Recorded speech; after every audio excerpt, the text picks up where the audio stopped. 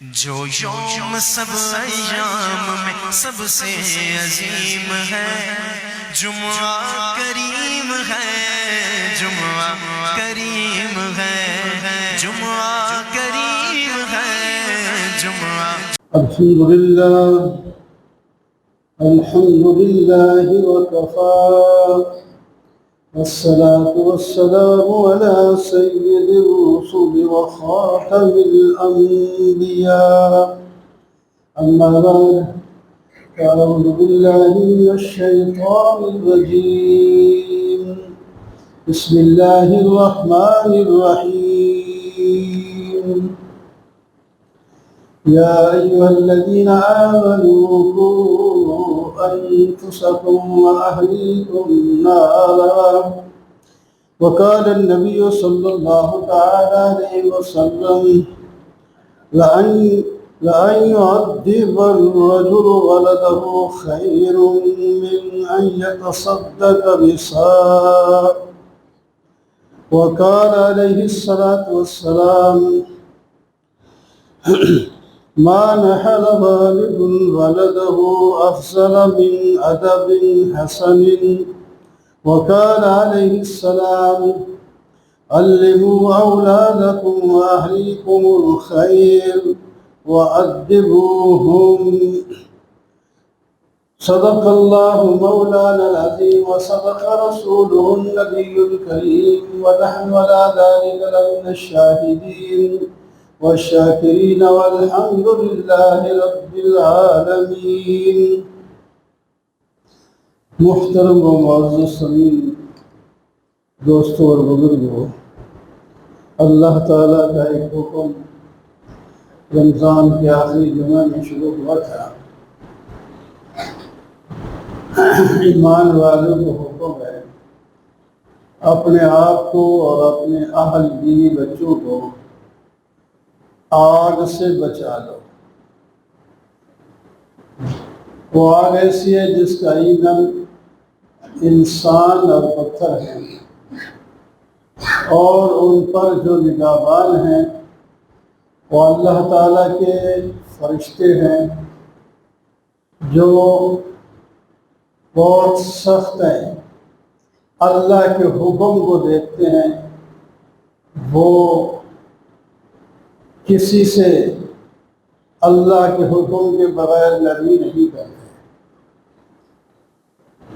اس واسطے وہ جو طریقہ آگ سے بچنے کا اللہ تعالیٰ نے قرآن پاک میں اور نبی کریم صلی اللہ علیہ وسلم نے حدیث پاک میں بتا دیا، اور علماء و فقہا نے اس کی تفسیر اور اس کے احکام فقہی الگ الگ کر کے ہمیں بچا دیے۔ ہم ان پر عمل کریں گے تو یقیناً اس آگ سے بچ جائیں۔ اپنے آپ کو آگ سے بچانے کے بارے میں تو گزشتہ جمعے میں عرض کیا تھا۔ اہلیکم، اپنے گھر والوں کو، گھر والوں میں چھوٹے بچے اور بیوی، جو بھی چھوٹے بہن بھائی جو اس کے ماتحت ہیں وہ مراد ہیں، کیونکہ یہ گھر کا جو سربراہ ہے ان کی کفالت کرتا ہے، ان کے کھانے پینے کا انتظام کرتا ہے، ان کے لباس کا انتظام کرتا ہے، ان کی رہائش کا انتظام کرتا ہے، تو اسے چاہیے کہ اسے آگ سے بچنے کا بھی انتظام کرے۔ دنیا میں ان کو عزت والے کام کرنے سکھائے، اور آخرت میں جہنم سے بچانے والے اور جنت میں داخل کرانے والے اعمال سکھائے، اور ان کی تعلیم، ان کا ادب ان کو سکھائے۔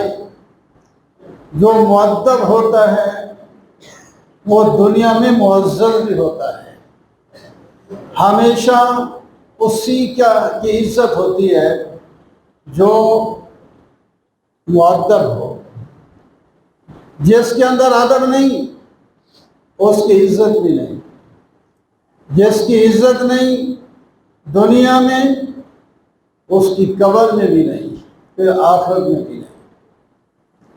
تو اس واسطے ضروری ہے کہ، اور چھوٹے بچے یا بہن بھائی یا بیوی یہ ایسے ہیں کہ اپنے سربراہ کی بات کو مانتے ہیں، جب بڑے ہو جائیں تو پھر کچھ باتیں ہو سکتی ہیں اور نہ بھی مانیں، لیکن چھوٹے بچوں کی جب تربیت ہو جاتی ہے پھر بڑے ہو کر بھی مانتے ہیں، بوڑھے ہو کر بھی مانتے ہیں، ان کی تربیت بہت اچھی ہو گئی۔ اس واسطے والدین کی ذمہ داری ہے کہ اپنے بچوں کو صحیح استاد مہیا کریں، صحیح مدرسہ، سکول، یونیورسٹی مہیا کریں، صحیح استاد مہیا کریں۔ حضرت عقبہ بن عامر، حضرت عقبہ بن ابی سفیان رضی اللہ تعالیٰ عنہ ایک استاد کے پاس اپنے بچے کو لے گئے اور فرمایا یہ میرا بچہ ہے، آپ اس کی تربیت کریں، اس کی تعدیب کریں، اس کو علم سکھائیں، اور خود کچھ ہدایات دی۔ فرمایا بچے کی تو آپ نے اصلاح کرنی ہے، لیکن اس کی اصلاح سے پہلے اپنی اصلاح پر نظر کریں، کیونکہ بچے کی نظر استاد پر مرکوز رہتی ہے، جیسے استاد کرتا ہے اسی طرح بچہ کرتا ہے۔ اسی واسطے والدین جیسا کرتے ہیں بچے بھی ویسا کرتے ہیں۔ بچوں کو اور تو کوئی پتہ نہیں ہے، سب سے پہلے اپنے والدہ کو دیکھ رہے ہیں۔ اسی واسطے کہتے ہیں نا، والدہ سب سے پہلی درسگاہ ہے، بچوں کے لیے سب سے پہلی درسگاہ والدہ ہے۔ اس واسطے آپ صلی اللہ علیہ وسلم نے فرمایا لوگ جب شادی کرتے ہیں نا ان چیزوں کا خیال رکھیں۔ کوئی مال کے لیے شادی کرتا ہے، کوئی حسن کے لیے شادی کرتا ہے، کوئی بڑے خاندان میں تعلق جوڑنے کے لیے شادی کرتا ہے، اور کوئی دین کے لیے شادی کرتا ہے۔ فرمایا آپ دیندار لڑکی کے ساتھ شادی کریں، یہ آپ کا انتخاب ہونا چاہیے۔ اور ہمارے انتخاب یہاں جب شادی جہاں کریں تو وہ گھر پورا لائے گی، کوٹھی بھی وہاں ملے گی سے ملے، کار بھی وہاں سے ملے، جہیز بھی وہاں سے ملے، برتن پیالیاں چمچے سب کچھ وہ لے کے آئے۔ واہ، شریعت نے مرد پر رکھا ہے، مرد ہی سارے انتظام کرے، رہائش کا ذمہ دار مرد ہے، کھانے پینے کا ذمہ دار مرد ہے، لباس کا ذمہ دار مرد ہے، ان کی عزت کی حفاظت کرنے کا ذمہ دار مرد ہے۔ والدین اپنی بچی کو کچھ دے دیں تو دے دیں، ان کی مرضی ہے، نہ دے تو لڑکے والوں کو مطالبہ نہیں کرنا چاہیے کہ یہ کرو، پھر اس کی لڑکی بھی تو ہے، ان کی بہن بھی تو ہے، پھر جب اس کی شادی کرے گی ان کے بھی مطالبے ایسے ہوں گے۔ تو ہم نے اپنے آپ کو پریشان کر رکھا ہے اسی چیزوں کو۔ جب جہیز نہ ہو بعض دفعہ جتنا بھی دے دے، کوٹھی بھی دے دے، منع تو نہیں۔ والدین اگر امیر ہیں کوٹھی دے دی، کار دے دی، سامان دے دیا تو دے دے، لیکن لڑکے والوں کی طرف سے مطالبہ نہیں ہونا چاہیے، اور اگر نہ دے تو ناراض بھی نہیں ہوں گے۔ بعض دفعہ تو گھر بگڑ جاتے ہیں، لائی کیا ہے تو اس لڑکی تو بعض دفعہ والدین اس واسطے دیتے ہیں کہ اگر ہم نے نہ دیا تو گھر نہیں بسے گا. ہر وقت وہ کہیں کیا لائیے کیا لائیے کیا لائیے. اس مصیبت میں اس کی زندگی برباد ہو جائے گی. قرض اٹھا اٹھا کر پھر اس کو چیزیں دیتے ہیں تاکہ اس کی عزت کی زندگی گزرے. شریعت یہ نہیں کہتی. بچی والوں کے ذمہ کچھ بھی نہیں ہے، بس مہر دے گا تو خاوند ہی دے گا، سارا سامان خاوند کے ذمہ ہے. آج الٹ ہو چکا ہے. تو اس واسطے فرمایا کہ لڑکی ایسی منتخب کرے شادی کے لیے جو دیندار ہو. تمہارے بچے جب پیدا ہوں گے تو سب سے پہلی تربیت اس کو ماں کی گود سے ملے گی. اگر ماں نیک ہے، نماز پڑھتی ہے، اللہ، کئی بچوں کے واقعات یہ بھی لکھے گئے ہیں کہ وہ جب پیدا ہوئے تو کئی سپاروں کے حافظ تھے. اس واسطے کہ ان کی ماں جب حاملہ تھی کام بھی کرتی تھی اور قرآن بھی پڑھتی تھی. اس کا اثر بچے پر پڑ گئے. ایسے ایسے کتابوں میں واقعات لکھے ہوئے موجود ہیں ہوتے. تو اس واسطے کوئی آزاد عورت کے ساتھ شادی نہیں کر سکتا تو باندیا نہیں ہے.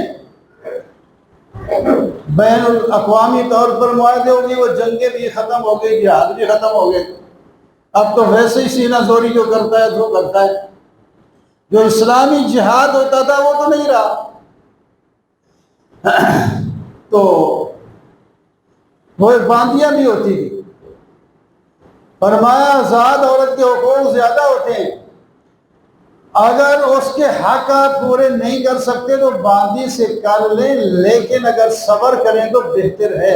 بہتر اس واسطے ہے کہ جو بچے پیدا ہوں گے نا، باندی تو کسی کی ہے نا، بچے تیرے اور غلام دوسرے کے ہو جائیں گے. اپنے بچوں کو جان بوجھ کر غلام بناتا ہے. اپنی باندیاں تو ٹھیک ہے، تو وہ تو اپنی باندی کے جو بچے ہوتے ہیں وہ آزاد ہو جاتے ہیں، تو ویسے بھی اس کی مرضی آزاد کر بھی سکتا ہے. لیکن کسی کی باندی ہے، اس نے اس کے ساتھ نکاح کیا ہوا ہے، تو وہ بچے آزاد نہیں ہوں گے. جس کی باندی ہے بچے غلام اس کے ہوں گے، بیٹے اس کے ہوں گے.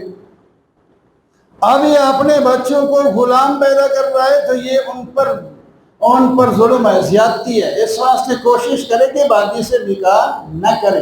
ہاں مجبوری ہے کہ اگر شادی نہیں کر سکتا تو باندی کے ساتھ بھی، تو پھر وہ کسی گناہ میں مبتلا ہو جائے گا. گناہ سے مبتلا ہونے سے بچنے کے لیے باندی کے ساتھ شادی کرنا پھر افسانہ دیتے رہے. تو اچھا گھر تلاش کریں اور خود بچے کے ساتھ اپنے آپ کو بالکل مؤدب بنا کے رکھیں. آپ کی زبان سے کوئی جھوٹ بچہ نہ سنے، غلط کوئی بات نہ سنے. آپ بچوں کی خوراک میں کچھ حرام نہ ملا دیں. رشوت لے کے بچوں کو کھلا دیں، سود لے کے بچوں کو کھلا دیں، اس کا نقصان ہوگا. حلال روزی کھلائیں، ذمہ داری ہے آپ کی. خشک روٹی کھلا دیں لیکن حلال کی ہو. اس سے بہتر ہے کہ آپ بہترین کھانا اس کو کھلائیں لیکن اس میں حرام ملا ہوا. تو حرام سے جو پرورش ہوتی ہے وہ کبھی انسان ٹھیک نہیں رہتا اور جہنم میں جاتا ہے. حضرت ابوبکر صدیق رضی اللہ تعالیٰ عنہ نے ایک مشتبہ، جب اس کے غلام نے دودھ پیش کیا تھا تو بہت بھوک لگی ہوئی تھی تو انہوں نے پی لیا. پہلے پوچھتے تھے، غلام کو آزاد کیا ہوا تھا لیکن وہ ہدیہ تحفہ کبھی کبھی وہ دے دیتا تھا. تو دودھ دیا، پی لیا. حضرت آپ نے پوچھا نہیں؟ کہ پوچھا اس واسطے نہیں، اب بتا دو. اس نے بتایا کوئی رشتہ تھا، میں نے دم کیا تھا، یہ تو بعد میں جاہلیت میں ان لوگوں نے اب مجھے یہ چیزیں دی. اوہو، یہ تو ٹھیک نہیں ہے. اب لگے ہیں اس کو دودھ کو بھوکے پیٹ سے باہر نکالنے. نا بھوکے پیٹ میں دودھ جائے، پانی جائے، کچھ جائے، وہ کیسے نکلے؟ بڑی کوشش کر رہے ہیں۔ کسی نے کہا یہ نہیں نکلے گا، آپ خوب پانی پیئیں پیٹ بھر کے، پھر گلے میں انگلی ماریں، پانی نکلے گا تو دودھ بھی آ جائے گا۔ نے ایسا ہی کیا، دودھ کو نکال دیا پانی کے ساتھ، اور پھر بعد میں کہتا اگر یہ میری جان کے ساتھ بھی یہ دودھ باہر نکلتا تو میں اس کو نکال کے چھوڑتا، میں نے اس کو اپنے اندر رہنے نہیں دینا تھا۔ حالانکہ یہ حرام مشتبہ سا ایک چیز تھی۔ فرمایا کہ نبی علیہ السلام نے فرمایا جو جسم کا حصہ حرام مال سے بنے وہ جہنم میں جانے کا حقدار ہوتا ہے۔ اس واسطے میں اپنے آپ کو جہنم سے بچانا چاہتا ہوں۔ تو یہ چیزیں ہمارے اندر آ جائیں تو یہ کیا مصیبت جو آج کل بنی ہوئی ہے، یہ نہ بنے گا۔ بچوں کی تربیت صحیح ہو تو جب وہ اوپر آئیں تو پھر بھی ٹھیک رہیں گے۔ ان کے بھی عجیب واقعات ہیں، بڑے بڑے بچے چھوٹے پھر اوپر گئے تو پھر انہوں نے کیا گل کھلائے، کیا مزیدار انہوں نے حکمرانیاں کی، کیا انہوں نے ایسے ایسے واقعات، ایسے ایسے جو ہے انہوں نے جو ہے رقم کیے ہیں جو آدمی دنگ رہ جاتا ہے۔ تربیت اچھی ہونی چاہیے۔ اللہ تعالیٰ ہم سب کو اپنے بچوں کی اچھی تربیت کرنے کی کوشش کریں۔ اور